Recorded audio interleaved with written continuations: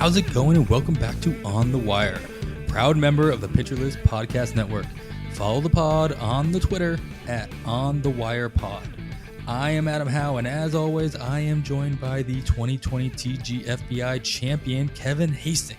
Kevin, the season's just days away. It's pretty exciting, and you know what? I think there's a lot of people, especially those who drafted early, with a lot of FAAB dollars burning holes in their pockets. Are you ready to start spending? How do you feel? Yeah, now the real work begins, right? I hope to not have to be spending. I know there's a lot of situations out there, especially as we're going to repeat multiple times tonight. A lot of things depend on when you drafted. And then, of course, a couple of the big injuries here recently that we'll get into. But if you drafted this weekend or even last weekend with a couple of exceptions, hopefully we're not spending too much money yet. Yeah, you hate to be that one that's already behind the eight ball just in the first month of the season. Last year was a whole different animal. Yeah, you still had $1,000 in your NFBC leagues to spend over the course of 2.5 months. And now you got to go, everything's quote unquote back to normal, if you will. You got to make that money count over the course of 6 months. And that's tough to do, especially when you see a shiny new toy on the wire right at the beginning. So you got to have a little bit of constraint for sure. Yeah, absolutely. And we've brought this up before in the past, and I think it bears repeating. Just because there is a great option out there doesn't mean you need it, that option on your team. Yeah, absolutely. We're going to talk about a lot of guys that are worth at least taking a look at, but it might not make a lot of sense for your roster. And I hate to see everybody spend. There's something to be said about, I will say there's something to be said about throwing out a keep your honest bid on a player. Like, you don't want to see a guy that's, like that guy really should. You want to make sure the rest of the teams in your league are spending their FAAB, or at least they're spending it to the level that you need them to keep yourself more competitive. So if you see a guy on the wire that's, you know what, I really don't need this guy, but if he actually goes through to somebody else's team for X amount of dollars, I'm going to feel really bad. And I got to at least throw out a $10 bid on this guy, $20 bid on this guy, because he's worth it in a vacuum. And I might be able to use him at some point in the next couple of weeks. But at least if I get him for 20, I can feel good that somebody else didn't. But if he goes for 120, more power to him. Yeah, exactly. All right. So as you mentioned, there were a bunch of injuries. We are going to go through some news and notes each week now that the regular season's hit. And we're going to stick to the news and notes that are going to affect the possibility of guys you might be looking at on the wire, your FAAB bids. These are moves that might drive up prices on certain guys off your wire. They might make guys that you weren't interested in more than $1 bid turn into a $5 bid. But we're going to focus on those situations. First and foremost, you got Kirby Yates out for the season. Tommy John, hate to see it, no matter who it is. And everybody, I think we're all expecting Jordan Romano to be next up. So who would you say, Kevin, who are you looking at to be the new handcuff there? And are you looking to FAAB him anywhere? I think it's Dolis, and I think most people would agree. And I think we talked about this last week with Rick when we had our whole episode on relievers, and it's, we had that whole episode, and then 2 days later, Yates gets Tommy. It was blown up. Yeah, exactly. I think I tweeted something along those lines, and we were texting back and forth. This is crazy. We just dropped the episode, and these guys are dropping, unfortunately for them. And as you said, we hope the best for these guys.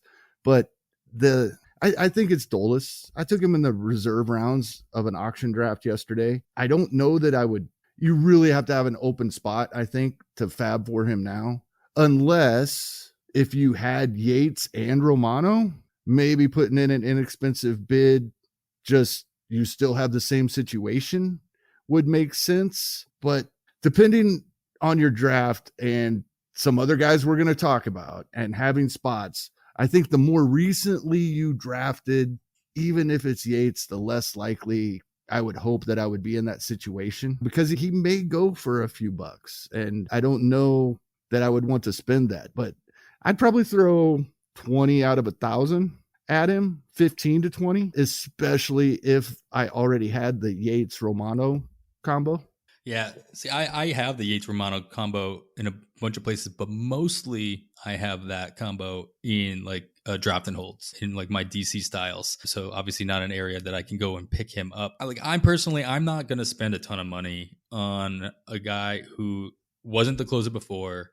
A move has moved it into he's still not the closer. He's now the next man up at this stage of the year. So I think your $20 that you threw out there, that's going to be my max, and that's going to be only in a very special situation.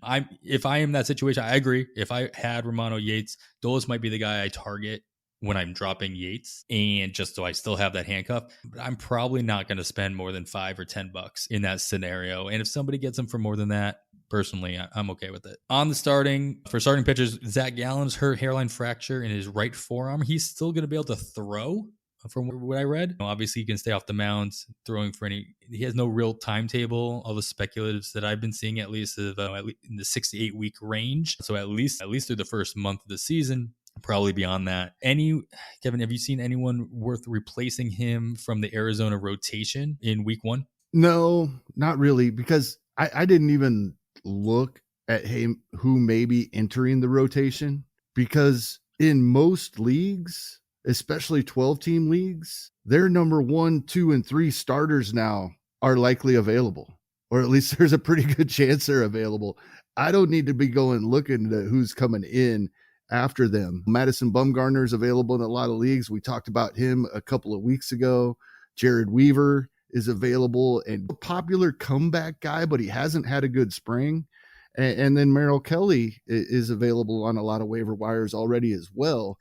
So I didn't even look at who might be entering the rotation, to be honest. Yeah, Madison Bumgarner in TGFBI. So for those listening, TGFBI is a 15-team leagues. There's 29 leagues, so good sample size on like roster percentages. Bumgarner is rostered in 44% of TGFBI leagues. Luke Weaver is rostered in 17%. And Merrill Kelly is rostered in just 12%. So all these guys readily available. Bumgarner the most rostered, so he might not be available in your league in those types of situations. But in a 12-teamer, we look at a lot of Yahoo leagues that are mostly 12-teamers, and he is 22% rostered in there. And honestly, I think a majority of that is name value more than anything else. And so in this situation, we're going to be doing this a lot throughout the years, looking ahead. And the thing, I'm not really looking at a lot of these guys. And we talked about Bumgarner a couple weeks ago, of course. And I have him in a couple places, don't get me wrong. But I'm not starting him for the first couple weeks of the season. And I'm definitely not starting the other guys from Arizona based on their schedule. They're going to San Diego. They're going to Colorado in the first full week of the season. And then they host Cincinnati and Oakland. And they travel over to Washington and then Great America Ballpark after that. So like these are not situations that I think are going to be very favorable. So I'm not going to spend a ton of money on these guys, even though they are available and they have starting rotations. So there's something to be said about guys that have a rotation spot this early in the season, unless it's a stash play, unless like we talked about it a couple of weeks ago. Like if I can stash Bumgarner and I can keep him on my bench for a couple of weeks, and especially in a trading league, or I can trade for him after he gets blown up in Colorado or what have you. Maybe it's something I look at and see how he's doing. But these aren't guys that I'm looking to spend more than. These are dollar day guys at this point for me. How about you? Yeah, I realized as you were talking, there is one other guy in that rotation that may be available. And I'm not running out to spend money on him right now, because I think for most people, we would have to see quite a bit before he became highly sought after. But I would definitely keep an eye on Caleb Smith. I should have realized that earlier, just a name. And Roster Resource actually has him ahead of Merrill Kelly and has him the third starter there in Arizona now. And equally rostered in TGFBI as Madison Bumgarner at 44% as well. Oh, a little higher than I would have thought. Yeah, especially after what we've seen recently. All right, well, moving on, another starter who's going to miss the start of the season is Kyle Freeland out of Colorado. Should we care who takes his rotation spot? Absolutely not. Moving on. No, that's a valid point. I think that's as much of a point as one needs to make. But I think Ben Brown over at Pitcher List would agree with us. All right, Eloy Jimenez, at least 5 to 6 months. For those in head-to-head leagues, maybe he comes back at the end of the season just in time for your playoffs. Got to make the playoffs first, though, and not having Eloy in your roster for the majority of the season is going to hurt those chances. And George Springer out for an indefinite amount of time, oblique. Nobody likes to hear oblique. No, like you just cringe every time you hear the word and just assume it's a injury related to it. So these are two situations where, your power outfielder more than likely your number one outfielder in your league on your team is out for an indefinite amount of time, but it opens up some playing time in real life for a couple guys. So, who are the guys that you're looking to speculate on who you think is going to get extra playing time in those situations? Yeah, as far as guys getting more playing time in Chicago, the way you framed that question, I think the obvious answer was Leury Garcia. As we were talking off the air, we're not real sure what happened with him just today, but it sounds just precautionary, they were saying. Yeah, precautionary shoulder soreness. He was pulled from the lineup at the kind of last second. Billy Hamilton was put in his place. But yeah, no updates as at the time of this recording as to the seriousness to it. So I don't like to speculate too much on injury speculation, but he was pulled. So in my opinion, he's probably the beneficiary here. I know there's been talk of Andrew Vaughn playing left field and then bringing in someone as a designated hitter. That doesn't make much sense to me. And Adam Engel could be back in a week or two. The most recent information I found was a few days ago. Tony La Russa was saying he might be back in 2 weeks or so. So they have outfielders. I think I leave Vaughn at designated hitter if I'm the White Sox. I think that's what they want to do. Of course, they're experimenting because they may feel forced to move him to left field. I think they leave him at DH and we see Leury Garcia for a couple of weeks, and then hopefully they get Adam Engel back.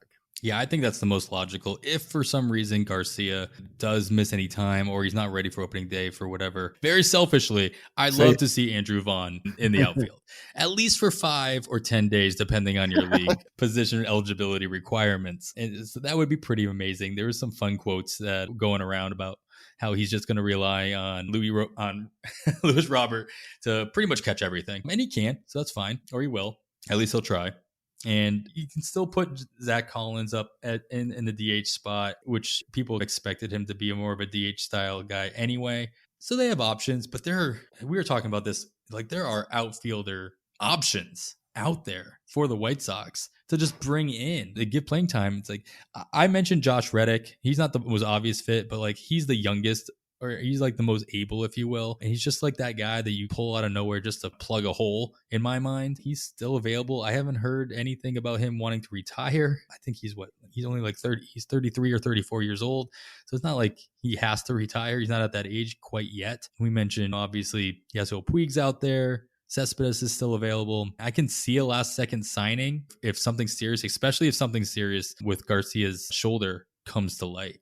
And if that's the case, if you're desperate for an outfield spot or a bench spot, or if you're not desperate, like these are dollar bids that I don't think are bad bids, especially at like when your FAAB bid deadline comes and like, there's still no extra news on this situation. Throwing a dollar bid on Puig, if he's actually available, which he was drafted in a good majority of leagues. See, Puig is rostered in 78% of TGFBI leagues. So it's a strong possibility he's not available on your wire. But moving on, there are a couple of starting positions announced across the league. A couple of somewhat noticeable ones. A couple starting first basemen announced. Over in Texas, Nate Lowe was announced to be the starting first baseman. And then in Cleveland, Jake Bauers is named the starting first baseman, just as our friend Chad Young predicted, as Bauers is out of options and Cleveland going to give him the opportunity to do what he can. Bobby Bradley was sent down as well, even though he was smacking the ball around in spring training. So my question to you, Kevin, is there any aspect of these announcements, these two specifically, that do you care? Nate Lowe is interesting. And what's interesting about it is Guzman was outperforming Lowe by quite a bit this spring. And a lot of people were excited. They free Nate Lowe when the Rays let him go in that deal. But it's really interesting that they named him the starter when he needs to get more at-bats at AAA might have actually been a legitimate excuse for once. So it's intriguing to me. And personally, I have him on a Dynasty League team, so I'm going to keep a close eye on this. And maybe they feel like he's been getting good swings and just not good results. So it's something I'm going to take a closer look at and try to keep an eye on. That's the most interesting thing to me. I think in Cleveland, I think the situation is the opposite. I think we're going to see Bobby Bradley pretty soon, that it is the options. And it's getting so cliche that it's words I don't even like to use anymore. Manipulating service time. But I don't think the Bauers lasts as long as hopefully Nate Lowe might in Texas. Yeah, I agree with you on that one. All right, and then another injury, of course, Foy out for at least a month with knee surgery. And Jay Bruce's contract was purchased, and he is on the roster. He is in New York as the probable starting first baseman for the Yankees, at least when it comes to opening day. We'll see how long that lasts moving forward. And so I think this is somebody we're going to talk about a little bit later. Is there any other aspect of the Yankee lineup, Kevin, that you think this might affect, or is this just all about Jay Bruce as a lefty in Yankee Stadium? I think it has mostly to do with exactly that. Jay Bruce as a lefty in Yankee Stadium. They don't have many lefties in that lineup. I was actually pleasantly surprised when I took a look at Jay Bruce's page. His strikeout rates have not gotten as bad in the last few years as I would have thought. He may actually thrive in this role. He's not going to have the batting average. It's been 4 years now since he's hit above 223, but he's going to hit for power, especially there. And like I said, he doesn't strike out as much as I had thought he might. Yeah, to your point, he is, at least according to Roster Resource, he is the only lefty beyond in that lineup. Aaron Hicks, switch hitter, of course, but Jay Bruce, the only pure lefty in that entire lineup. They have him slotted in the 6 hole, slotted between Gleyber Torres and Gio Urshela. So I think that could definitely fluctuate based on who they're facing. And I'm very interested. And you know what? We'll table this for now. We will get into Jay Bruce a little bit later. So all those Jay Bruce fans, don't worry. There's plenty of Jay Bruce talk coming up. All right. And then the most interesting thing that I think on this list is Eugenio Suarez is looking more and more likely to be the starting shortstop for the Cincinnati Reds, which would push, of course, Mike Moustakas back to his more familiar third base and open the door for Jonathan India to make the opening day roster as the starting second baseman. And those who thought that maybe that might be filled by somebody else, a lot of their guys have been sent down.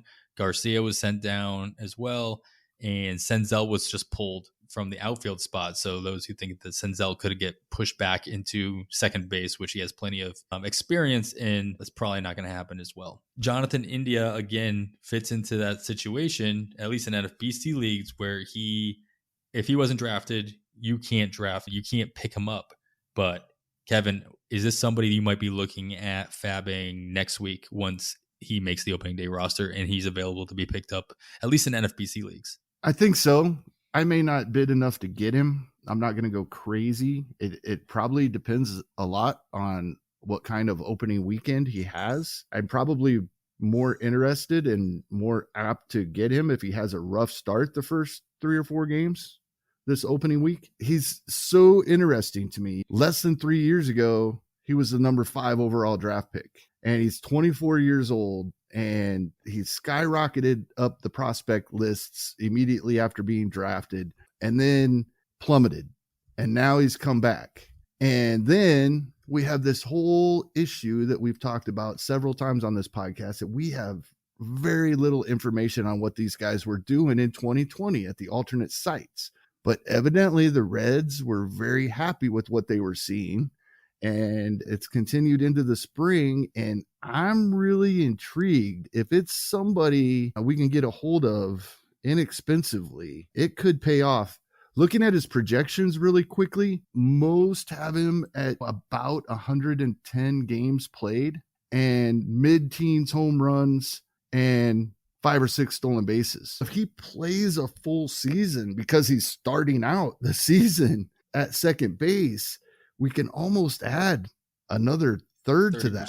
Yeah. We're looking at close to 20 home runs and double-digit stolen bases right out the gate for a guy that, if he has improved his contact, which is what we're hearing, that's the whole thing that happened at the alternate site, and improving his contact.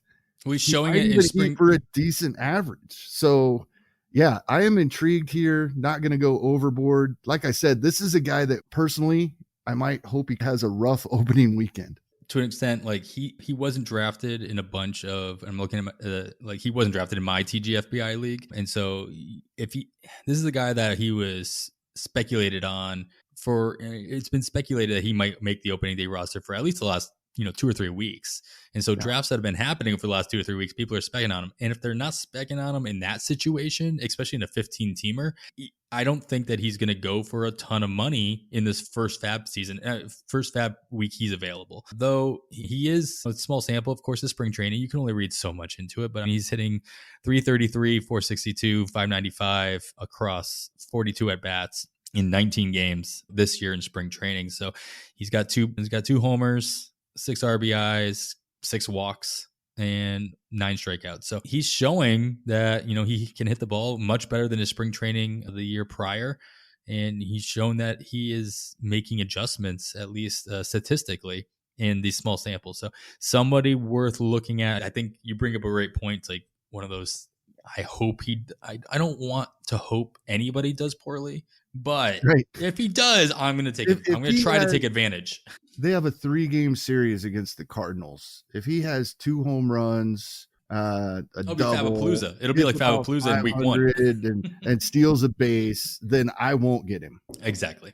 All right, great. Next section that we're going to move into on a weekly basis is our What Did We Learn section.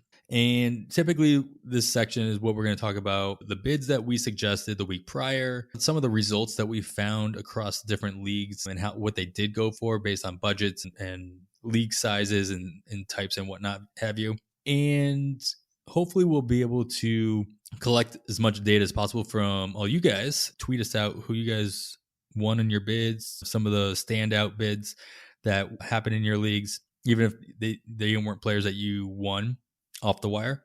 And we love to be able to see where the trends are going throughout the course of the season. And we'll talk about that and what we learned and where we can go from here. But for now, obviously, we haven't learned anything because nothing's happened yet. So, Kevin, I think we talked about this a little bit. We touched on it at the beginning of the episode, but I want to dive into it just a little bit before we go into some of our suggested FAAB bids for this week 1 FAAB period. And that is the drafting time of year. And we talked about this with Justin Mason a couple of weeks ago and the advantages or disadvantages of drafting early in the draft season. And when I say early in the draft season, starts in October for all around. We might see the most percentage of all drafts happening this weekend, but they happen for 6 months prior as well throughout the year, whether they be draft and holds or best balls or OCs and other FAAB leagues. Doesn't matter. They're happening a lot. So Kevin, can you talk, you drafted a lot more leagues than I did early on. I know a good chunk of them were draft and hold styles, but what have you seen or what do you see as like the advantages or disadvantages when it comes to this first week of FAAB and the type of guys you on the wire when you draft a team in say January or February before a lot of these injuries have happened or before a lot of these rotation spots have been announced or closers have been announced or things like that versus drafting this weekend when you know everything? Yeah, I think most of what I did prior to the turn of the year was draft and holds and best balls. And I'm struggling to think if there's even any FAAB leagues available prior to that. I can't think of any, but as you said, even January and February, a lot has happened. And there's so many guys available that are being drafted today, even in some leagues inside the top 200 that are available in nearly 90% of 12-team leagues on Yahoo and ESPN. We'll get into that here in a little bit. But I think in general, to answer your question, I think the biggest advantage, and I see it as an advantage, is drafting speculative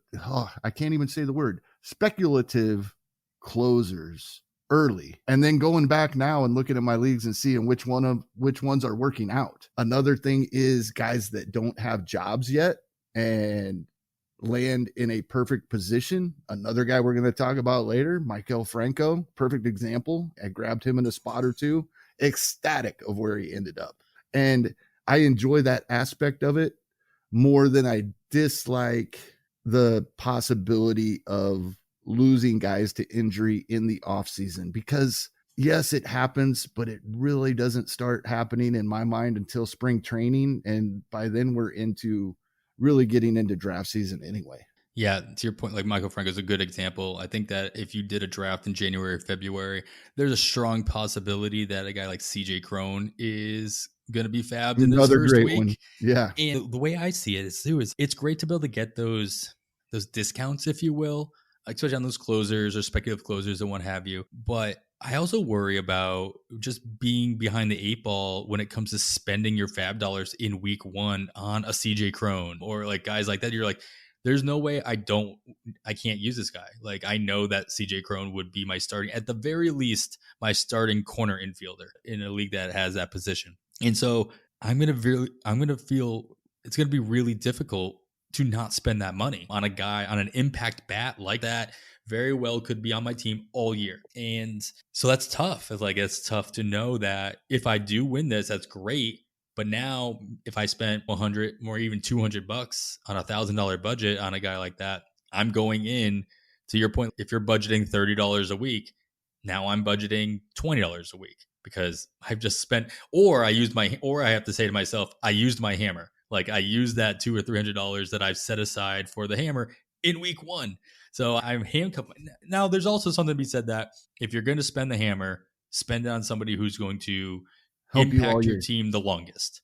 And also it's another dimension to the puzzle, which is what I love about fantasy baseball. The puzzle. To your point, he may improve your team, but is it enough of an improvement to spend that fab on? To your point, you could at least use him as a corner, but am I happy enough with my corner not to go overboard?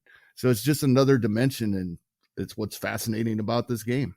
You just got to know what is right for not only your roster, but also the way you want to manage your team, your comfort level. Yeah, there's lots of players out there that are great to have if you're willing to put in the time and effort to manipulate your lineups, to change your rotations based on matchups, and if you're gonna tinker. But if you're not a tinkerer, if you want to be more of a set and forget it guy, but you're still in a fab league and you didn't just do draft and holds all year or best balls all year, spending money at the beginning may be the way to go. There's this guy I know that's going to be my lineup all year round. I can spend an extra couple 20, 30, 40 bucks because you know what? I'm not going to be spending money all year round. I'm not going to do the things that Kevin and Adam say I should do because I just know I don't want to. I don't have the time. I have 50 leagues. I don't have the time to do that for all my leagues. So you got to know your own comfort level as a fantasy manager and as opposed to just your roster construction as well. Let's get into, there's a lot of suggestions we can make this week, which is interesting considering that everybody just drafted. And you know what? This is great because these are guys that we're looking at as possibilities for fabbing for those who haven't drafted yet. Keep an eye out. Like, these become the guys that maybe you don't want to spend the fab on in week one and drop them with your last couple picks because they're readily available in most leagues. And we'll get into a lot of those percentages as well. So we're going to each week break this down based on categories. So we're going to be talking about guys that can help your power numbers, home runs, RBIs, speed numbers, stolen bases and runs, and then overall hit. So these are guys that either can give you a little bit of boost in your average, but mostly guys who have good matchups coming up and a lot of playing time. So either they walked into playing time or they might be in a lineup that's set to see 7 games next week and no off days, for example. Or maybe they're traveling the cores or what have you. And then on the pitching side, we'll move into what we call counting stats. So guys who can rack up some wins and some strikeouts. Mostly this is going to be your 2 starters, guys that might be following, or your long relievers that might get a vulture win and what have you, or some good matchups as a starter that with a good matchup coming up. Guys that might be able to just chip away at your ratios. So maybe a long reliever that has a good opportunity, the hot hand or a new guy on the block that has been just cruising and he's worth spending some of your fab on to wait until the wheels fall off. And then, of course, everybody's favorite, and that's saves. So that's self-explanatory, whether they be backup guys or committee members and what have you. And then we'll always throw in a wild card, just a guy that Kevin likes as a speculative play or just somebody in any position that could fit into any of these categories as well. After that, we will talk about some stash options, but we'll cross that bridge a little bit later. So let's start with the lineup options, Kevin. We'll stick everybody's favorite, this power hour, if you will. And who, like, what are the, at least name, we already named two of these guys. So I'll just say Jay Bruce is somebody to keep an eye out. We'll get into Maikel Franco in Baltimore, somebody you're going to look at, but who's somebody else that you're looking at on your wires for power? If I lost Eloy Jimenez, the first name I'm hoping is available is Justin Upton. He's only rostered in 11 to 15% of leagues, depending on which site you look at. However, he's being drafted in every league I've seen recently. Some of this has to do with 12 versus 15 team leagues. So if you're in a 12 team league, obviously there's a better chance he's out there. But even in 12 team leagues recently, he has been drafted recently and moving up, getting drafted earlier and earlier. I think it's not the spring training numbers. We don't pay a lot of attention to them, but those numbers indicate he's healthy. And one thing I didn't understand about Justin Upton coming into last season was the narrative that he's a beat up old injured guy, when that never happened until 2019. Prior to that, he had over 600 plate appearances for 8 consecutive years. Was that turf toe? Yeah, and then he had knee problems. He had multiple different injuries in 2019. So that's what added to that narrative. And I understood that portion of it to an extent, but it wasn't like he'd been injury prone his entire career. He's literally never been injured before that. And then last season, he started to heat up as the season went on. And the narrative was streaky.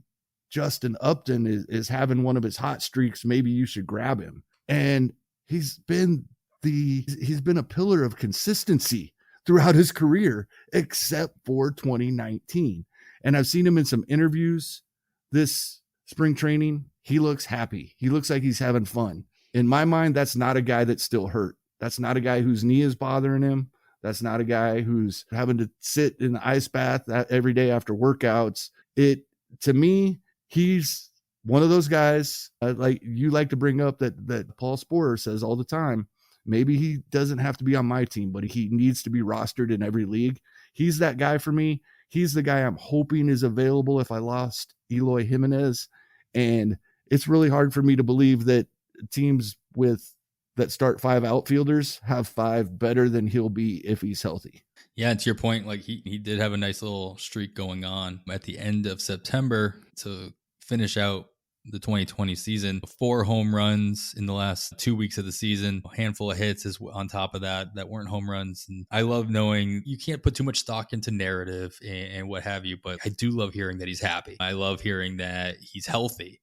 That's the number one thing. Healthy before happiness, if you will. And so I don't think he would be happy if he wasn't healthy. That's probably a good point. To your point, the 12 versus 15 teamers, I think that has a lot to do with it. You started to say, like, he was drafted in all the main events that have been drafted thus far, and he was drafted across the board in the 29 TGFBI leagues, and those are 15 teamers as well. Not owned very much, though, across the board in Yahoo, ESPN. So, which are majority of those are 12 and even 10 teamers as well. So the replacement value you find on the wire in those leagues, especially in the outfield, and to your point, especially in those leagues that only have 3 outfield slots, and the standard Yahoo league only has 3 outfield spots and 2 DH and 2 utility spots, but that could be anybody. And so it's not too surprising, especially with what we've seen recently, that Upton is available in those types of leagues and not so much in a 15-teamer, especially on an NFBC platform where you have 5 outfielders. But if he is available and you lost Eloy, that's a name definitely worth taking a look at. We'll get into bid suggestions in a second. So let me ask you to decipher between the other 2 that we mentioned. That's Jay Bruce, the lefty in Yankee Stadium, which is always something that people want to see. And then Maikel Franco getting the starting third base job in Baltimore and Camden. So we got 2 power guys, one a little bit older than the other, in very batter-friendly environments, at least while they're home. And you know what? They're going to play in each other's stadiums a couple times a year as well across the AL East, plus going to Fenway and then wherever Toronto plays their games. Who do you like better of those 2? And then I'll have you rank them and how much you think they're worth bidding on. I like Franco better because he's got the job all season as long as he performs and stays healthy. Voit, there's reports he could be back 3 to 4 weeks. Now, he's had injury history before. I don't expect him to come back and jump in the lineup and play every day.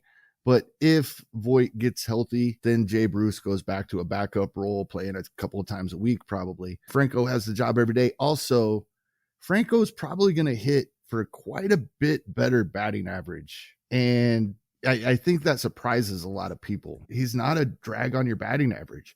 He's not going to help it much, but he's right there at what we're typically targeting for our team batting average to be. So Franco pretty easily for me, but if he's not available, and especially if Voit is the guy I lost, that's an easy backup right there to bring in Jay Bruce. But yeah, you bring a good point about if you're the team that lost Voit. The flip side of that is that you also got to know who in your league lost Voit, because somebody lost Voit was drafted, and he very well could be the starting first baseman, or he most likely is the starting first baseman for somebody in your league. Might be someone's corner if they went heavy in that department early on, but knowing what their roster makeup is will give you a better insight into how much they're going to likely spend on a replacement. And if Voit was their starting first baseman and their corner is a third baseman and their bench is light, if you will, on a replacement, they might go hard at Bruce because he has the first base eligibility, and they might not go after the other guys that are on the wire. So just knowing what's going on in your league, and especially if you are the type of player that only plays in like a select few FAAB types of leagues, it's like really focus in on what's going on the rosters elsewhere, not just your own.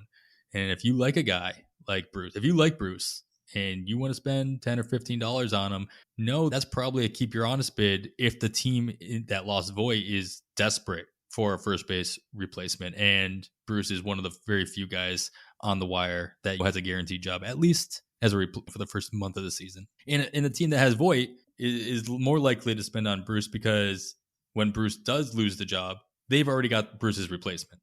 So they're not worried about spending a lot of money on a guy that they might lose, because they're just going to lose him for somebody that they already have them. So it's really good to know what's going on across your league and not just on your own team. All right. So in a vacuum, Kevin, like, what do you think?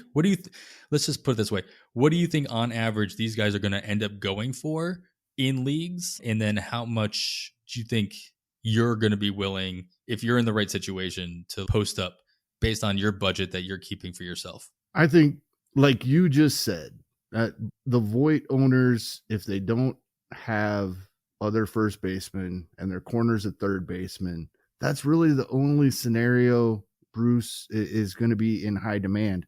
And Franco, these guys don't have the greatest appeal. Even if Franco was on a team coming into the season, he had a nice shortened season with the Royals last year. He still doesn't have a great reputation. I think he had 38 RBIs in the short season. So I don't think I think by name alone, I should say, typically by name, we think that's going to hurt us in what we have to spend on FAAB.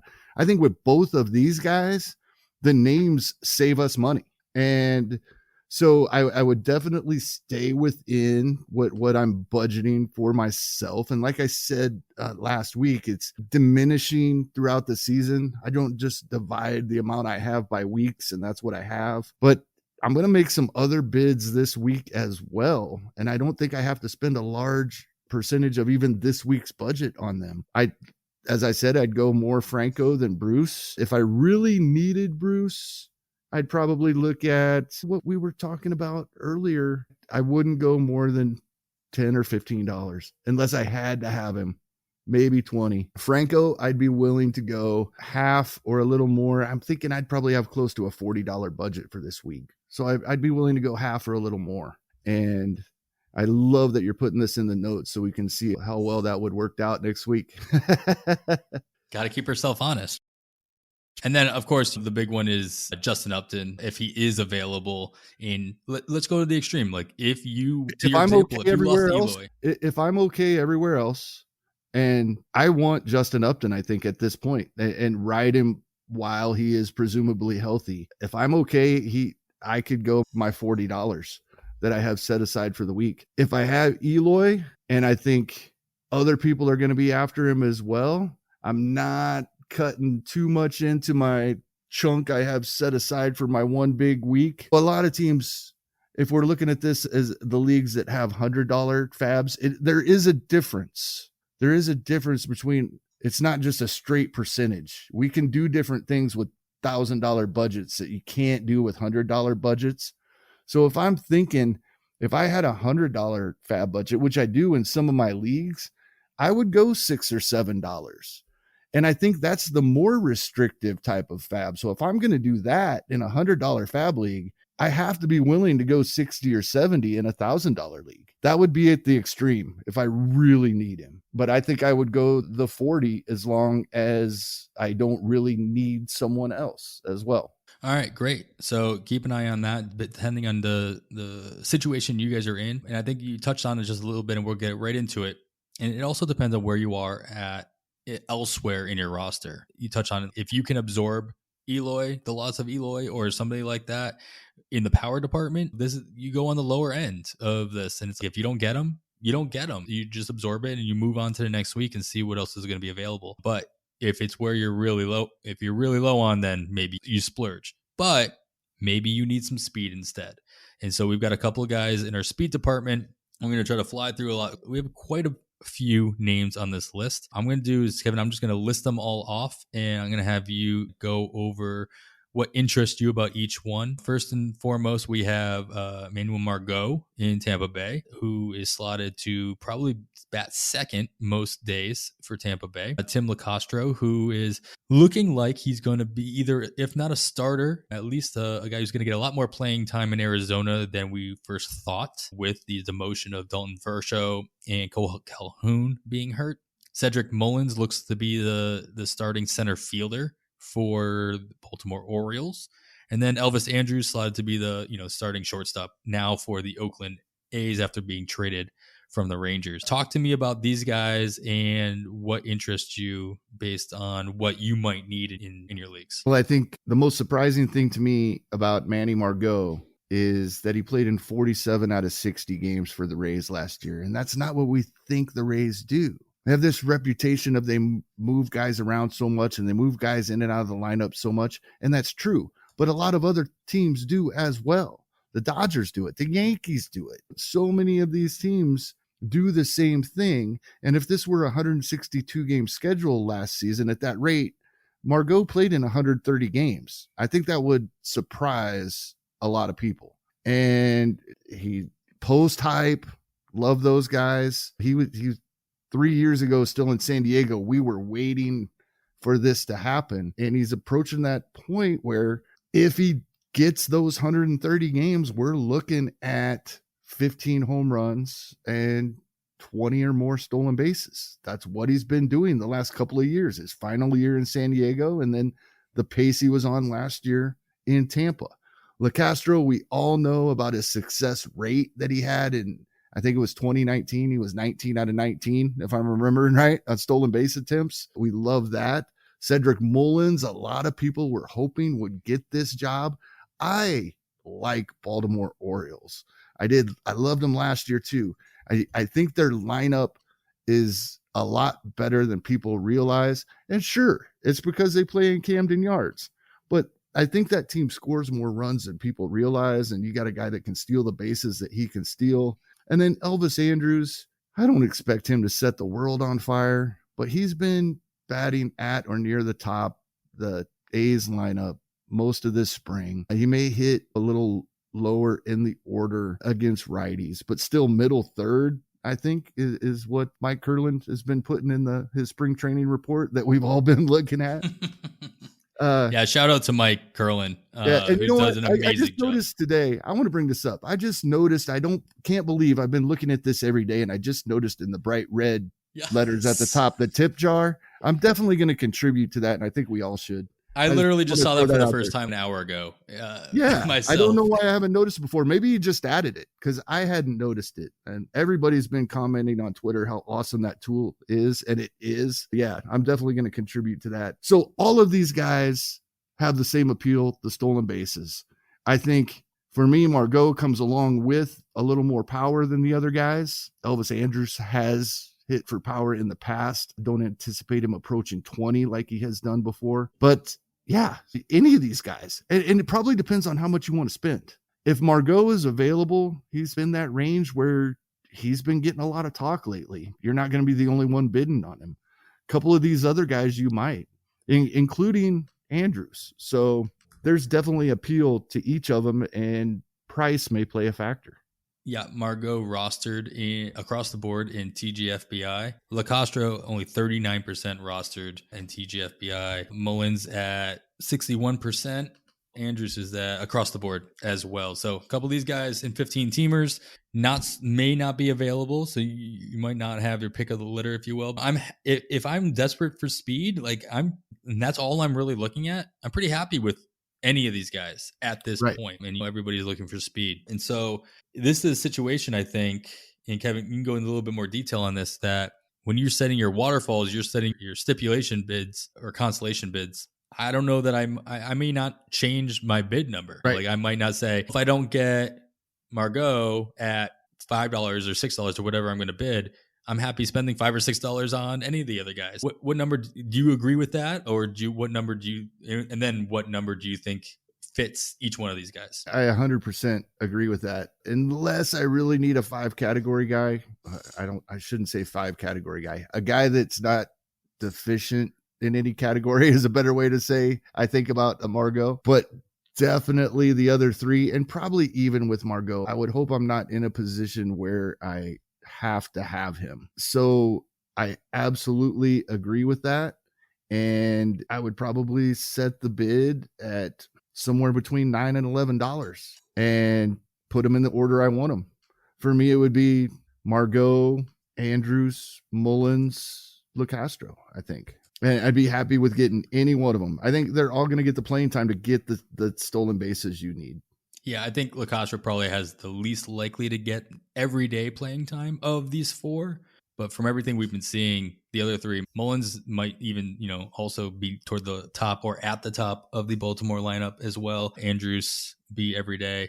Margot is going to be in the top 3 or top 2 of that lineup in Tampa Bay, mostly every day as well. There's always going to be the fear, and I know you're trying to disprove it as well with actual numbers and actual math, but there's always going to be the fear in Tampa that even if it's not a straight platoon, but there's going to be some situational decisions made on who starts when and when they start and what have you. But you know what? There's always injuries. There's always opportunities that come around the corner. So I agree. And as many, I was just thinking of this the other day when I'm, like you said, I'm trying to convince myself of this because I think these guys get more plate appearances than we perceive. And for as many times, and it depends on which side of the platoon you're on, of course, if they're going to get pulled because of a pitching change, another day they're going to get the pinch hit opportunity because of the pitching changes. So I think they get more plate appearances than we realize. All right, I'm going to stick in Tampa Bay for one of the next couple suggestions, and we're going to move into our hit category. Again, these are guys that have good matchups coming up. They have the possibility of getting a lot of playing time, and in the season, it'll be guys that maybe haven't been getting a lot of playing time, but now have walked into a role or due to injury or due to performance, or these guys might be able to tick up your average a little bit. So also something I always want to stress to everybody is that the games that happen in April matter just as much, not only to a major league team, but also to your fantasy team, than the games that happen in September. And there's a lot to be said about playing the same way in April as you would end up in September, where you are streaming guys in to help those last couple counting stats, even chip away at your ratios, whether they be average, ERA, whip, what have you. And knowing that those situations can help you, even though you're like, I got a guy that went 0 for 8.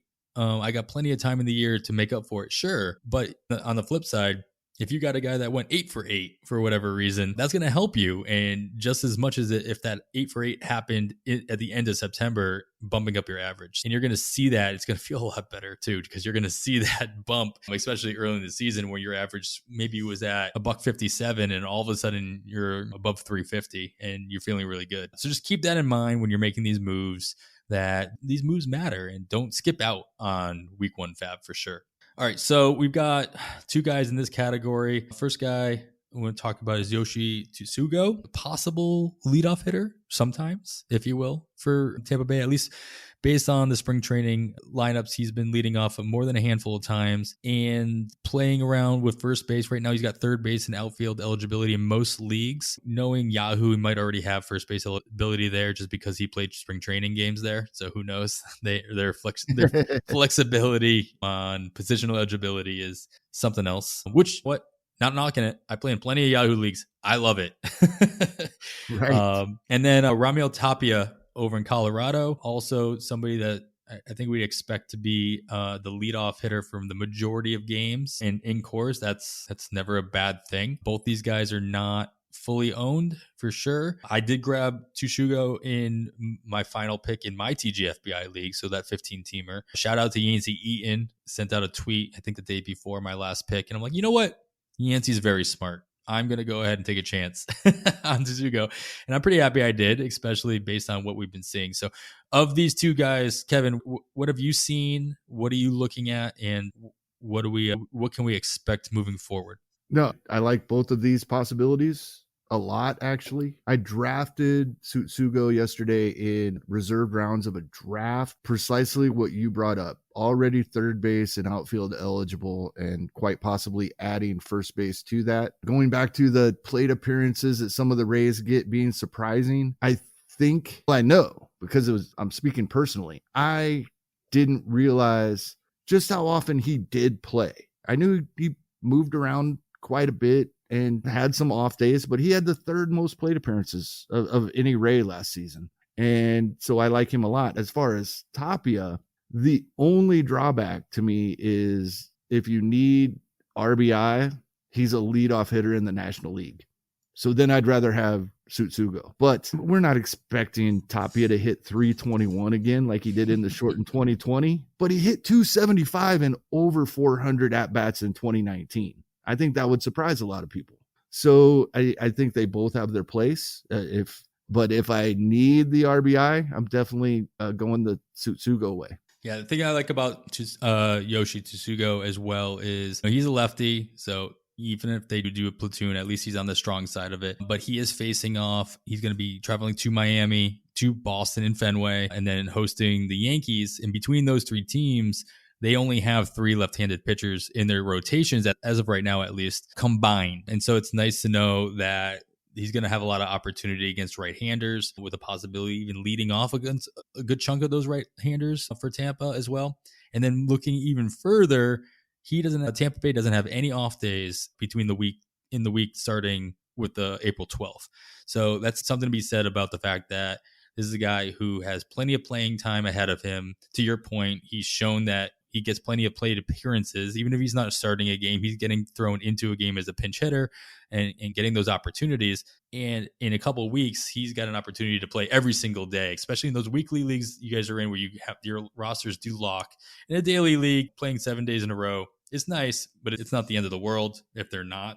But in a weekly week, that's, especially for counting stats, that's gold and the opportunities. These are two guys I'm definitely looking at in leagues that I don't roster one of them already. Yes. But based on the fact that where these guys are going to be in their lineups, what their matchups are moving forward, I think Tapia and Colorado, they have a ton of home games to start the season, if I'm not mistaken, as well. So that's something I counted earlier, 15 out of 26 games in April at Coors. To start the season. That's big. Everybody knows that's big. So what are you, in a vacuum or in certain situations, what are you expecting these guys to go for in respective leagues? Very little. I think if they weren't drafted, people don't want them. I think these are guys $5 or $6 out of 1,000, $1, $2 at the most in $100 FAAB leagues. And I think you can score these guys. They're just not exciting. They're not sexy. So I don't think it'll take much. A little bit over the minimum, just because I hate to put the minimum in and then losing that to someone else does, and I lose a tiebreaker, whatever it is, for some reason. So just barely over the minimum. Yeah, I think these are guys that we're looking at as guys who have opportunity, not so much as guys that are going to replace somebody else. So like, I agree. I don't think that these are guys that most fantasy managers are looking at to replace Luke Voigt or to replace Eloy or what have you, but they do have opportunity ahead of them and they can be useful. So these are guys that I think you can take advantage of the fact that there are these other injuries that those players who have rostered those injured players are going to be looking elsewhere to make a big splash to make up. They don't want to lose ground early in the season. And if you're not that team, you can, take advantage, to Kevin's point, and save some FAAB. Yeah, absolutely. And bringing up Eloy brings up something that we mentioned but didn't talk about a lot. George Springer is still listed day to day, but I find it really hard to believe that he's going to play the first weekend of the season, maybe even longer, because they said it was a grade 2 oblique strain. That's not good. So Not good, Bob. These are the type of guys that grab one of these guys that are outfield eligible just in case. Like, we're still holding out hope for Springer, but we might need someone just in case. These guys are perfect. Yeah, and if you can't grab, most leagues, Randall Gutchick is already drafted. He's probably not available on your wire. Rowdy Tellez might be, and he'll probably see some added playing time in Toronto because of the Springer injury, at least to start the season. And Tellez might be somebody worth looking into if you did lose Voigt as well, and he is available because of this situation. But yeah, to your point, the guys that are not as sexy but have the outfield eligibility and they have the opportunity ahead of them, especially in a short period, save some FAAB. Go $4, $5, $6, like Kevin said, and get yourself some Tapia or some Yoshi. Even just week 1, they're right. One of the few teams that play 4 days, and they're all at Coors. Oh, right. Yeah, that's huge. Yeah. All right. We'll move on to pitchers. Here. And so we'll go into our counting stats guys. These are guys who can rack up hopefully a couple of wins, or at least put themselves in a situation where they can rack up a couple of wins and at least strike out a few extra guys that maybe somebody else on your roster isn't going to be able to do based on matchups or what have you. Kevin, give me a guy. We're going to look for a guy that nobody's going to have 2 starts in week 1. So we're going to look ahead an extra week, if you will, to 2-start pitcher for the first full week of the season. And then we'll go into a couple other pitcher pickups for various other reasons. Yeah, a couple of guys that we've been talking about throughout the off season for this purpose. Scenarios fell apart on us. Either they're injured or they moved up, so they're pitching on Sunday of the opening weekend, and the matchup isn't nearly as great.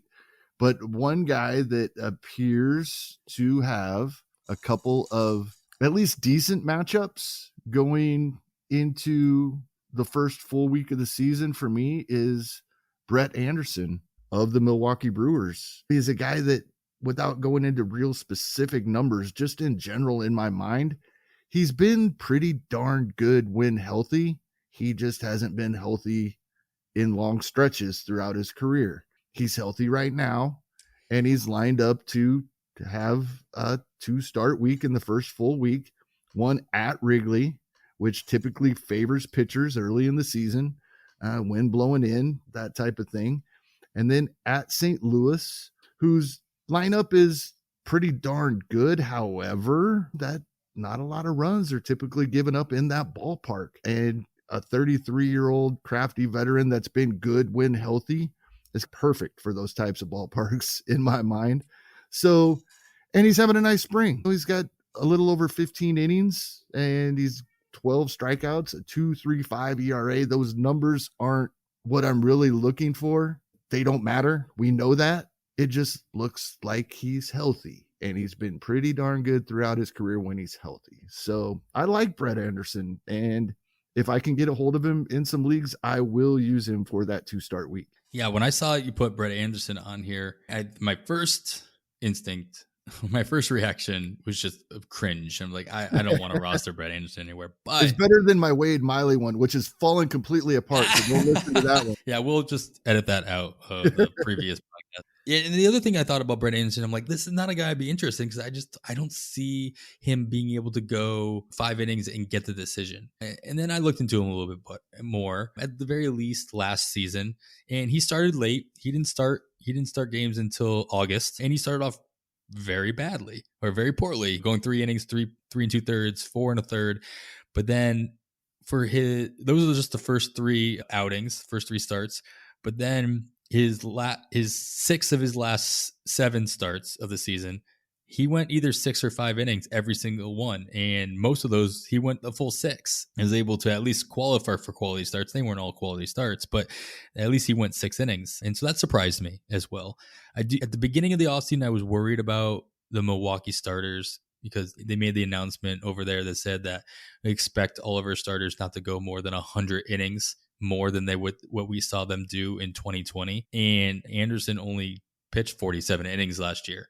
And so for the whole course of the season, to see him go 147 innings, not that terrible per se. I bet that would end up being above average if he could get there. Yeah, that's true. Now it's a question, will he get there? But you know what? I don't care about the whole season with Brett Anderson. I only care about what he's going to do in the first full week of the season. So I like those matchups. So, are you trying to is this a guy you're trying to get like under the radar because he's not pitching the first couple days of the regular season? He's with the number 4 starter in Milwaukee. And so are you trying to get him under the radar, or are you willing to, spend a couple extra dollars knowing that other people are looking ahead an extra week for those 2 starters? Couple dollars out of 1,000, I think gets him. Of course, if anybody is looking to do 2 start pitchers, it is the first week that you can. So it kind of is the same week in a sense. However, I don't think people are interested in Brett Anderson. I really don't. Like you said, when you first saw the name, you cringed. That's what other people do, and they keep scrolling as they're looking for their 2 start pitchers for next week. So I don't think you have to spend much.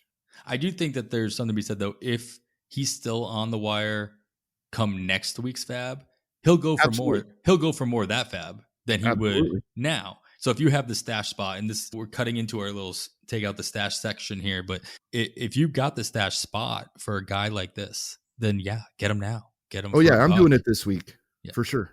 All right. Other guys that kind of fit into this category are the quote unquote followers or the long relievers that might be jumping in. And it's really hard we were talking about this pre-recording, and it's really hard to tell this early in the season who those guys are going to be per se. And so I don't think we want to make a recommendation, but I did want to touch on the fact to work on what you said just a little bit ago. A couple of guys that we've been looking at, their situations falling apart.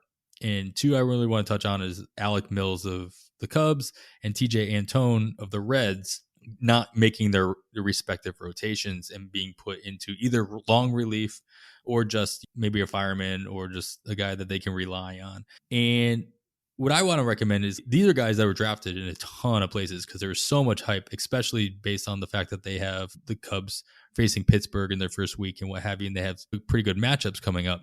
And I wouldn't necessarily, just because they didn't make a rotation, these aren't guys I don't think I'd be dropping right away. They wouldn't be the guys I would be dropping to pick up Brett Anderson, if you will, or what have you, because these are guys that very well might come in a situation where the starter, not so much that they're coming in as a follower, but they're coming in as a fireman, or and they might be putting themselves into a situation where they are going to put themselves in a position to get that win and maybe even still go 2, 3, maybe even 4 innings in the right situation and get those counting stats. You'd have to have a very specific roster to actually start them, I think, at least for the first. Actually, this is a situation where you might start these guys in this first week just because there's only 3 to 4 games being played, and you might not have pitchers, you might not have starters in your roster that are scheduled to start at all this first weekend. So they're good guys to fill in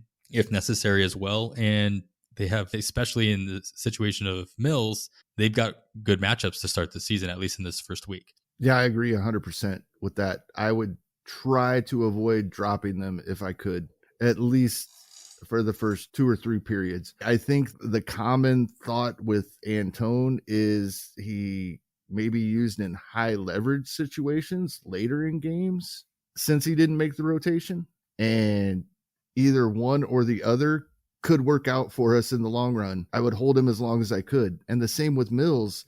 I think the intriguing thing with Mills was he first came on my radar when Nick was talking about his nice early season matchups. Yeah. And that's what got him on the radar. Then Eno started telling us that he's perfect for this new type of skills that the Cubs are looking for, that all the guys they're bringing in have some similarities in some ways to Kyle Hendricks, and they're the type of pitcher they want to use. And we all love Kyle Hendricks, so he's really intriguing to me. I'm not going to cut him and unless I have to. I agree with you 100% on both these guys. So we talked about the matchups, if you will, and that leads us, we'll stick with the Cubs. And there's a starter who did make the rotation, Adbert Alzolay, who is going to be able to take advantage of that matchups instead of Alec Mills. And so is Alzolay, if where he's available, is he somebody you'd be interested in based on that matchup? Or is it more of Mills being talented? He gets first two starts against Pittsburgh, right, that we were looking at.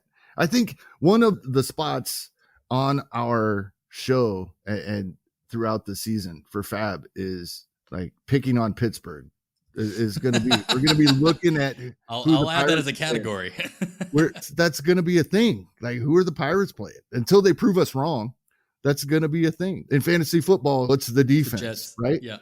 So I think picking on Pittsburgh is going to be a thing. Yeah, I think that's fair. And he won that job. Like, he won that rotation spot. I think I'd be, willing to spend an extra $2 or $3 on him rather than just do straight dollar days in this situation, with the expectation that he might hold on to, especially in a 15-teamer if he is available. He is 95% rostered in TGFBI, so he's available at least in one league, if not two, out there. So I'm pretty sure he'll get bid on, especially since he won the job in those leagues where he was not drafted. But in 12-teamers, at least in Yahoo, he is 3% rostered across all Yahoo leagues. So he is readily available, and I don't think they're going to have enough time to listen to it. But I have a home dynasty supplemental draft on Sunday night. And so this will be a guy that I definitely am looking at. And it's a 12-teamer. So this will be a guy that I'm looking at the draft to take advantage of that matchup.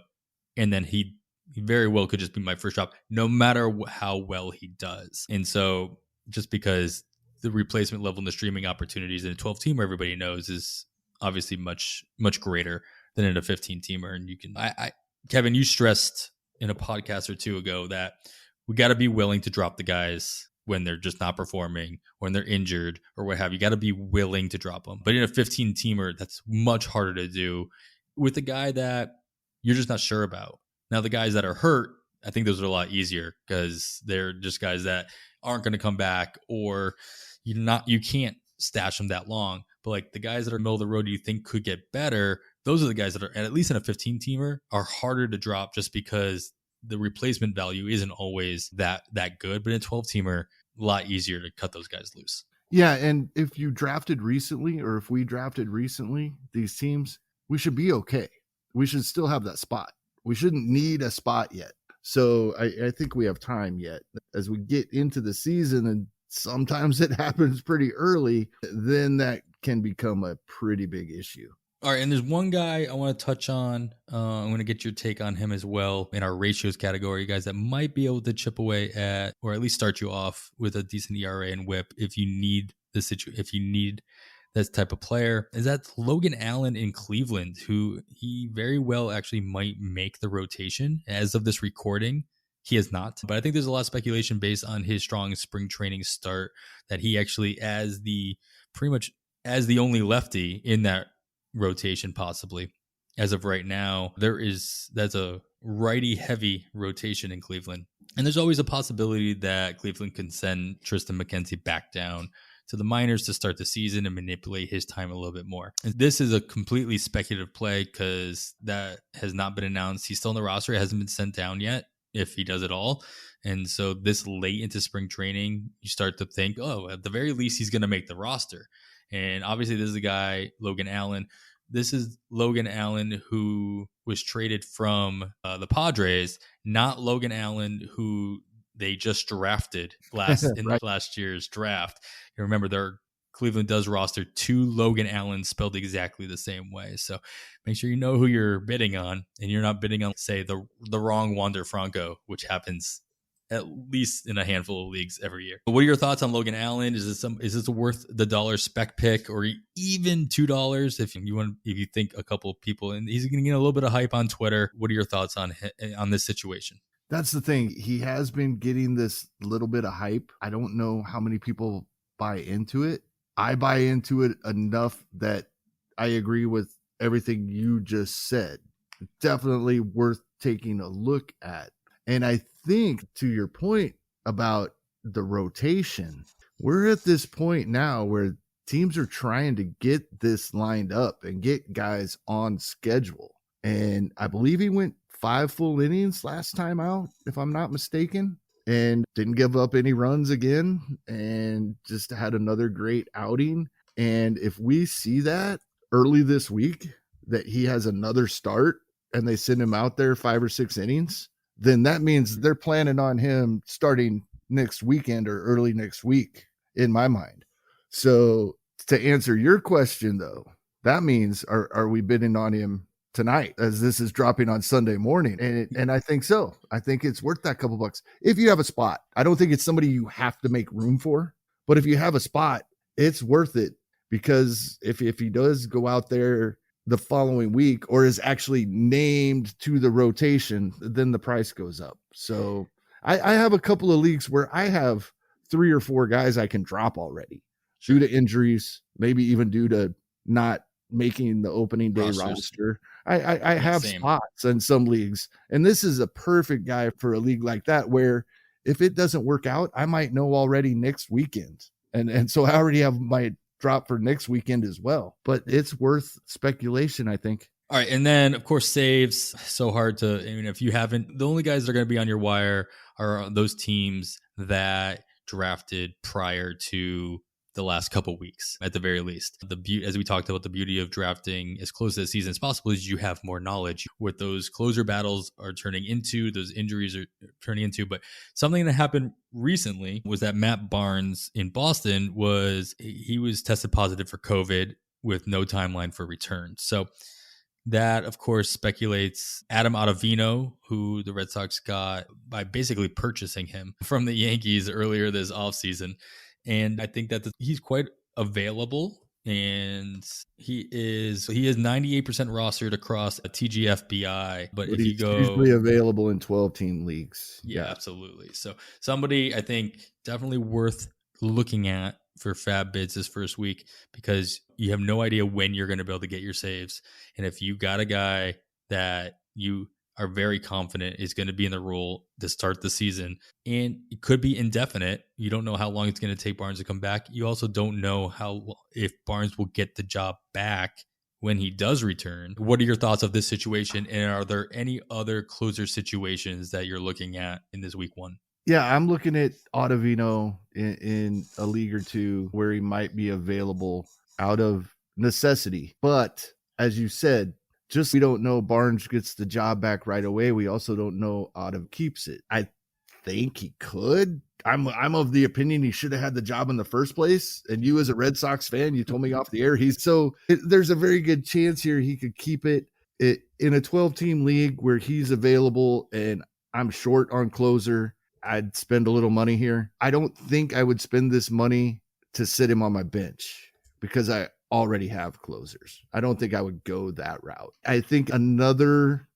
we talked about that. We talked about this with Rick. I think we may have even talked about it a time or two before that. Is this horrible situation in Texas is looking more and more to me like Ian Kennedy is going to get a bulk of the saves there. And I know that scares people. I know people don't care. I know a lot of people say, I don't care who the closer is in Texas, I'm not touching it.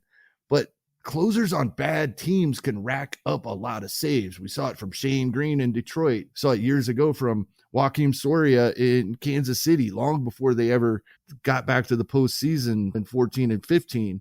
Soria was racking up a lot of saves on bad Royals teams. They don't win games by more than 3 runs. You win 60 games, there's 55 save opportunities there. So a guy like Kennedy is very interesting to me and going to cost quite a bit less money. Available in more leagues as well. Yeah, going to have a couple of bids in on him as well. Cheap ones, because he may not perform either. He's not Ottavino. I am confident that as long as he has that role, is going to perform well in that role. Not so sure about Kennedy, but he's going to have the role for a little while, I believe. So we're worth a little bit to me. Yeah, Ottavino rostered in 98% of TGFBI leagues, where Ian Kennedy is rostered in 2% of TGFBI leagues. Definitely more readily available Kennedy is. And to your point, he probably goes for a little bit cheaper because of all the talk about just completely avoiding the Rangers situation. So you could luck into a situation where you're able to rack up a couple of saves, and there's no timetable for anybody to replace him if he's the closer first and foremost. They have a couple of options in the bullpen between Matt Bush and what have you, but Kennedy has the experience. He is the guy that has racked up the most saves, if you will. So he definitely, I think, the number one guy to look at in that bullpen. Ottavino, I think he's going to go for a little bit more. I mean, to your point, I'm like, I'll probably bid on Ottavino, but I'm not going to go crazy. Like, I'm not going to bid 10% of my budget just because he's a closer on an average or slightly above average team. In situations like that where you don't know if, first of all, you don't even know he has the job. We're speculating here. We know that. And so unless I know for sure he's got the job, he's going to stick around. It's just like drafting closers. You're not going to spend a top 100 pick on a guy. Some people did, but I'm not going to spend a top 100 pick on a closer that I'm not positive he's going to be in the role all year, or at least I'm not confident. So I'm not going to spend 10% of my FAAB budget on a guy that, and I've gotten burned by this in the past. And so this is where I've learned my lesson, if you will. And so, I mean, I don't know about you. I'll throw out a double digit bid, but it's not going to be it probably won't be more than like 15 or $20. And I don't think I'm going to get him for that amount. I think he's going to go for much more than that, or at least a good chunk more than that. I don't know. I'll do a keep your honest bid on Kennedy, but I'm not sure that I'll go double digits on Kennedy. I think you can get him for less than double digits. Then maybe it won't be a keep your honest. Maybe I will get him. We'll see. Yeah. All right. And so, Kevin, you got one wild card player you want to throw out there, just somebody to keep an eye on. Why don't you talk a little bit about that selection? I don't even know where to start, actually, because I don't have a really good reason for this other than it really seems like he's going to get the playing time. I'm talking about Ahmed Rosario here for the Cleveland Indians. He's going to be the starting center fielder. He may hit at near the top of the lineup some days, but mostly he's going to be towards the bottom. But I think this is another one of those guys that, unfortunately, it's not just that it was a shortened season. It's like we don't know, specifically what these guys were going through with the shortened season, the protocols and all this. And I think we're punishing is the wrong word. We're not punishing him. Maybe we're punishing ourselves by not drafting this guy. In 2019, 15 home runs and 19 stolen bases. And we were really excited about him coming into 2020. I think the biggest thing in 2020, he still hit 252. He didn't get on base a whole lot. And that's probably what leads to this Knicks thing, but the 0 stolen bases. I think that's the thing. More than anything else, 0 stolen bases. We kept hoping he'd hit at the top of the Mets lineup, and that never happened. But that 0 in the stolen base column probably answers my question. That's why he's being shunned by fantasy owners. And in Cleveland, I don't think that's going to be a 0 or anywhere close to a 0. And he was on pace for double-digit home runs again. I think he still does that, double-digit home runs, and back closer to those 19 and 24 stolen bases that he had in 2019 and 2018. So it's just really intriguing to me. And his eligibility, he doesn't have outfield eligibility yet, but he will. That's going to be where he's playing. And so shortstop, outfield. And I don't think that a lot of people are after him yet. I think it's going to take seeing him get out there and start stealing bases again for a lot of people. So he's somebody that I'm willing to snag up now if I have a spot for him. So in those right situations, then how much do you think let's say you didn't use your entire $40, quote unquote $40 budget on a replacement guy like Franco or Upton, more like Upton that you talked about earlier, and you still got a lot of money to play around with. How much of that do you think you put toward Rosario? And is he kind of the guy that you play a game with? You were like, I think, to your point, people don't care enough about him and I can get him on the cheap, or, hey, this is a guy I really want. I'm going to make sure I get him. Kind of in between. I think I would protect against the $10 bid. And then I'm going to protect. This is where it's important to know people in your league and know Do they make even number bids? No, this is a good spot right here because I just want to protect. I'm not going to go if somebody wants to spend $20 on him and $1,000 fab, they're going to beat me. But I don't think many people are going to go double digits on him. I just want to protect against that 10 and 11. I think $12. I think that's would be my exact bid in most leagues, unless I knew. This is the thing. Vlad Sedler talks about this a lot. I hear him say this all the time. There are guys in your leagues that every single bid they make ends in the same digit. So if that guy's out there in my league and it ends in a 2, then yeah, I'll go 13. I think I'm in that spot. Yeah, or you have the guy in your league who bids $69 on every single player of any value. Yeah. So I'm like, all right, 71 just to be sure. But there you go. All right, that's interesting. That's good. All right. And so we touched on all of our stash guys already. So I'm just going to run through those real quick. And we talked about stashing Brett Anderson for his probable 2-start week, the first full week of the season. Rafael Dolis as the new handcuff in for the Blue Jays closer position with Jordan Romano. So keep an eye on him as well. Curious to know how much he goes for, if it's more than just a couple bucks in your league. And in most NFBC leagues, you can't draft prospects anyway. Not an area that we really touched on this week, but Logan Allen is somebody I think worth keeping an eye on in that respect. And then possibly some of those free agent outfielders that we mentioned, if they find a role early on in the season, maybe for the White Sox.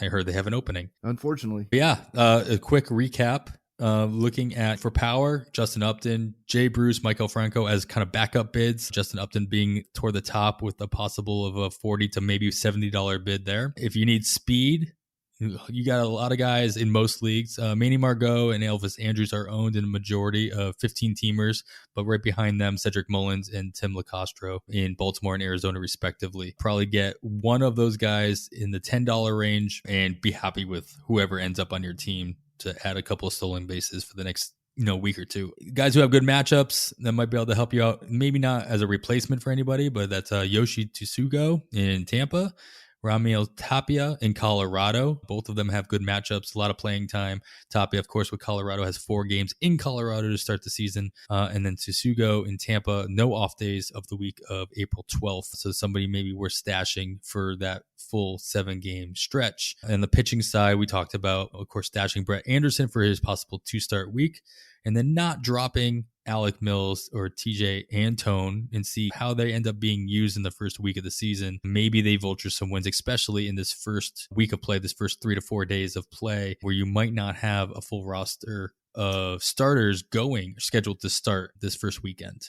Got the 5th starter position in Chicago, is going to get a sweet matchup against Pittsburgh. Picking on Pittsburgh, I like that. A $2 to $4 bid will probably grab him for you if he's available in your league as well. Logan Allen, if you can pick up prospects, worth a speculative bid, $2 bid on him if he makes the Cleveland rotation as the only lefty. They don't need per se a 5th starter until about halfway through the month, but he's probably going to make the roster even if it's not as a starter to start. So you could still end up being useful as a good stash. And then on the closer side, Adam out of in Boston. Personally, I expect him to go higher, but I'm probably going to bid anywhere between $20, maybe $25. And then Ian Kennedy in Texas, Kevin thinks a 7, no more than $10 bid if I'm willing to go double digits.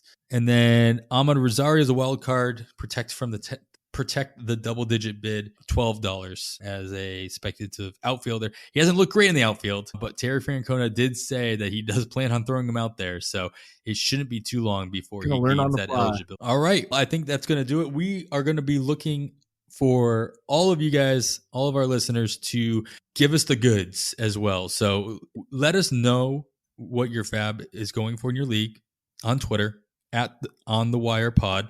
And let us know who you're bidding on, what you lost out on, some of the big names that went and how much they went for. Let us know what kind of league you're in, 12-team, 15-team league, et cetera, et cetera. If you have any weird FAAB budget rules, those are interesting to know as well. We'll definitely be crowdsourcing as much information as possible so we can make even more educated decisions and suggestions on FAAB bids throughout the course of the season. We'll also be taking all your FAAB-related questions in not only on Twitter, but also through the PL Discord. So if you're not a PL Plus member, get on that right now. Go to pitcherlist.com and sign up, and you can pick our brains and the brains of about 800 members at all times. And it is extremely active and highly recommend you take advantage of that. We'll be setting up some office hours for Kevin and myself as well to do maybe some live chats in the Discord throughout the season. So look for that as well moving forward and pick our brains directly in real time.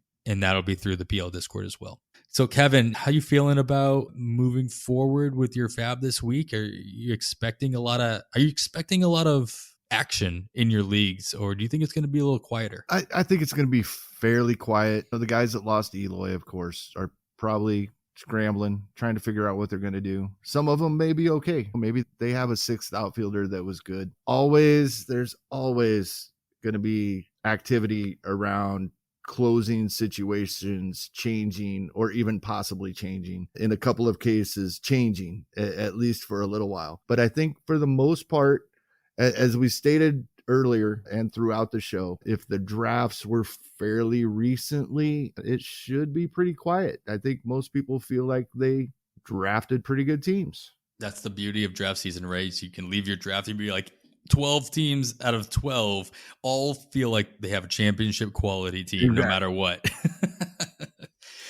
All right. Well, that's going to do us. It's going to do it for this week's edition of On the Wire. Our first FAAB season is in the books. Make sure you check out Kevin's article over on pitcherlist.com. He'll be writing up his FAAB suggestions over there as well. Every week, you can look on Saturdays, you can look for my Need for Speed column. Where I'll be specifically looking at stolen base streamers that you can utilize for the rest of the weekend and into the next week as well. And all of the amazing articles that we have scheduled over at Pitcher List on the day daily. So much good stuff, not just the podcast. And so check out pitcherlist.com every day. It should be your number one stop, of course, but you can talk to us on the Twitter as well. Follow me at 80grade, all spelled out, and Kevin is at HastingKevin. And let us know how your bids went and what you're looking to do the next couple days leading into next week. We wish you the best of luck in all of your leagues and hope you win all of your bids by exactly $1. For Kevin Hastings, I am Adam Howe, and with that, we bid you goodbye.